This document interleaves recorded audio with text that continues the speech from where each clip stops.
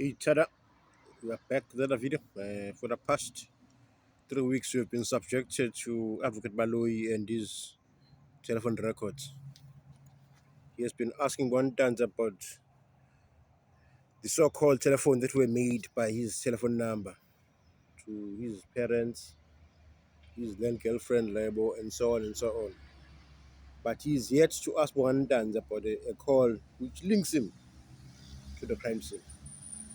He has not put to Bontanzi. This phone call puts you at the crime scene on the 26th of October 2014, but he's rather concentrating on 2020. It is almost like 6 years after Senzo had died. Things that had nothing to do with the crime scene or the death of Mayu. So why is Baloy doing this? Why is Baloy torturing us with unnecessary evidence? Clearly, Baloy is trying to drag this case for long so that one dance gets tired and then concedes to everything that he puts to him. That's it. He's trying to make Tanzi lose focus.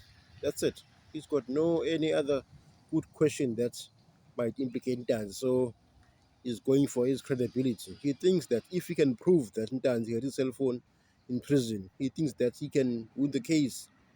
But that's not how it works. In order to win a case, you must put facts, evidence. Your case must be evidence-based, not on credibility. For argument's sake, let's say he's right, Ntanzi had his cell phone. Does that prove that he shot and killed Senzo Meyiwa? No, nothing. It doesn't prove his case. So I don't understand why is Rata allowing him to ask irrelevant questions for 3 weeks. It's only on Thursday and Friday where he started to ask about Njiako. The same Njiako that was discredited. Remember, Njiako was working for the police and then he was fired because some firearms disappeared and he was one of the suspects. So Mjiyako is one of those dodgy characters in this case. Obona ukuthi naye ukuthi wayethunyiwe la ukuthi asebenzela uGinindo ukuze uNtanzi aboshwe. Ayikho enye into la. So lo Mjiyako lo kuthiwa uye owayesiza uNtanzi but kuthiwa wafika epolice station ezoconsult. Kodwa uNtanzi buza umbuzo olulo uthi, okay, show me a record where it showed ukuthi uMjiyako visited me, because uma ufika ejele you have to sign in and sign out. Where did Mjiyako sign to prove that he was indeed in prison to consult Bongantanzi? Nowhere. When uNtanzi asked Baloyi ukuthi akamkhombisa proof ukuthi Mjiyako wafika ejele, he just moved on to the next question because he does not have an answer. Tanzi said when Ramosepile or Titi Chobane came to visit him in prison, they signed. It's a sign that Tanzi must be called from the cells into the room where they can then consult. But from Mjiyako, there are no records. So where did Mjiyako get instruction? Nowhere. And then Tanzi umbuzo balulekile uthe, okay, if Mjiyako was appointed by me, show me where I paid him money. Who paid him money? There's nowhere. There was no financial instructions from Ubongantan. So this whole thing about Mjiyako is also another hogwash by Baloyi. I'm sure he's going to drag it up to next week and list all the so-called calls that were made by Ntanzi's number to Mjiyako. But if you can see those calls, they are like 30 seconds, 20 seconds, 35 seconds. So how would they have consulted for 30 seconds for a serious case like murder? So clearly the person that was using the phone to call Mjiyako and to call Abolebo and Ntanzi's parents, it is Mabena. Same Mabena that is no more. So now it is a pity that Mabena cannot be called to court to account for himself. But without his evidence, it's clear that he was the one that was calling those people.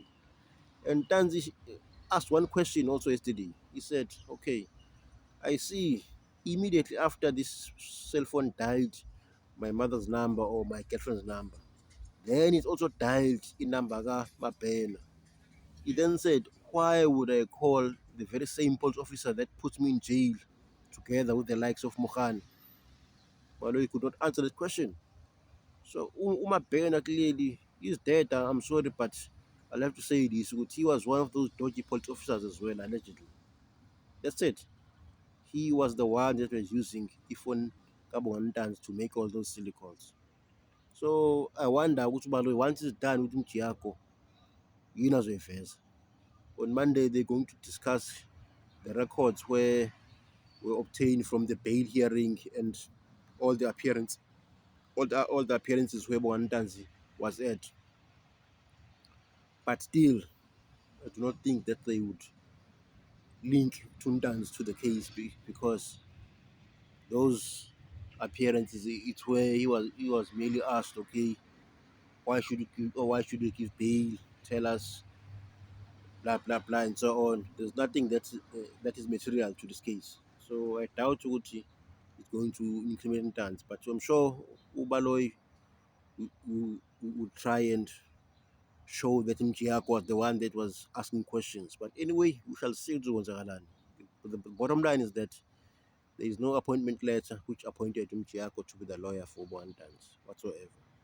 Mchiako was indeed pushed to Ntanzi's throat in order for Tanzi to provide that confession. It's clear. Remember that we were told that Mchiako saw Ntanzi, no, he consulted Ntanzi on the case for Meiwa trial 2 days before his first appearance. That's when he consulted him for this particular case. So within that period, he was able to convince Tanzi to confess. No, no, no, no, no. I don't believe it. So that's a lie. Tiago never consulted. So the way they obtained the confession was to torture Tanzi and tube him so that he can confess. That's it. Tiago's role was to make sure that Ntanzi was kept in prison for a long time. We had some court records where it said Ntiago then abandoned bail for Ntanzi, meaning that Ntanzi had stopped asking for bail. But Ntanzi said to the court, "My lord, I would have been very happy to get bail because I would be able to see my family and go back to work." So all these things that have been shown to court seems to be fabricated. Even the court records, they just do not mention where they do not mention the part where Ntanzi is introduced to the judge, because when you are introduced to the judge asks you, "Is this lawyer representing you?" In these court records, nothing shows. It shows now I'm call record at Dodge, because each time you appear in court, the accused has to confirm that the lawyer is indeed appearing on his behalf. That is, if the court is a real court.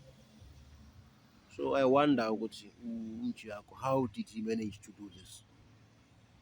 And Jiako were told that she is now working for the Cape Bar and so on and so on. And said, "I do not dispute that he's a lawyer. I'm only asking ukuthi ubani wamqasha ukuthi abe ummeli wami. Show me the record." That's it. Once Tanzi is done with his testimony, I'm hoping that we're going to get some witnesses that will confirm Tanzi's whereabouts on the 22nd of October 2014, just to prove his alibi. And also, I hope that they can call Ulebo, his ex-girlfriend, who will tell us if those calls that were made by Bwantanzi, she will tell us if they were made by Bwantanzi or someone else. I'm sure Ulebo will say, "Yes, I received those phone calls, but the person that was phoning it was not Ntanzi." If she says that, then it would be clear that it's Mabena or any other police officer. Kuphela esifuna inkantolo ukuze igama likaNtanzi ligezeke. And then kofana abize no uMakhuba no Mthozihlope, and then one or two other witnesses that will help him to boost his case. Umakhubo is the one that opened docket 275. He will then explain to the court what happened when he gave the docket to Baloyi for prosecution. You already know that Baloyi declined to charge those people that were in the house, despite knowing Uguti they lied to him about certain things at the crime scene. We know that Mapira came to the house once everyone was in hospital and she cleaned the crime scene. That is defeating the ends of justice, and she should have been arrested and charged long time ago. The same goes for Abolongwe, Zandi, Tumelo, Mtozis, and Greatness Kumalo, of which is Umakeli Kumalo. We know that she lied when she pointed out a wrong person as being the intruder. Remember that she pointed out the gentleman known as Uzama Mbata. She said Zamuhle Mbata is the one that entered the house, knowing very well that Zamuhle Mbata is not the one that entered the house in short sense, because they knew Zamuhle Mbata as he used to come during weekends and wash Imotoka Kelly Kumalo and Tezumiya whenever they are there in Phosphorus. But the police did not charge Uklenes Kumalo for lying. Why? So those are the things that Umakubu will expose when he comes to court and testify, and then put some, how can I put it? He'll attack the credibility of Gininda, because he will show us how Gininda conspired and made sure that these 5 men before court are charged instead of the people that were in the house.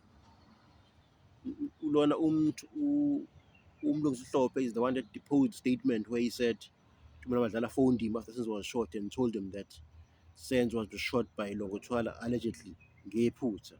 So that person was recalled to court so that he can help the defense. Once that person comes to court and says that on record, then there'll be more reasonable doubt in the state case. We'll know for sure now which the court has the wrong man before court.